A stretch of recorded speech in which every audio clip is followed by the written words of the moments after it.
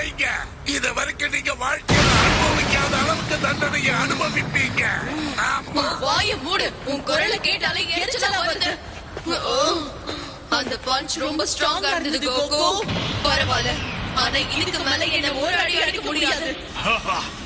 இததானே நான் எதிர்பார்த்தேன். உண்மையிலே இது ரொம்ப கஷ்டம் தான். நீ சொல்றது சரிதான். ஆனா கோகுவோட பஞ்சில அவ கண்டிப்பா டேமேஜ் ஆயிருக்கா. சரியா சொன்ன. என்னதான் முயற்சி பண்ணாலும் அவனுக்குன்னு ஒரு லிமிட் இருக்குல்ல, அந்த லிமிட்டையும் தாண்டி அவன் தாக்கு பிடிச்சிட்டு அது சயனோட பிளட்ல கலந்து இருக்கு. கோகு மாதிரி அவ்வளவு விதவிதமா சண்டை போட கத்துக்கிட்டு இருக்கா. சயன்ஸும் தோத்து போவாங்க. கோகு கூட அவன் லிமிட்டை மீறிட்டான். அடுத்து அவள் அடிக்கும் போது அவன் ஜெயிச்சிடும். நான் பேசுறது கேக்குதா கோகு? சீக்கிரம் முடி.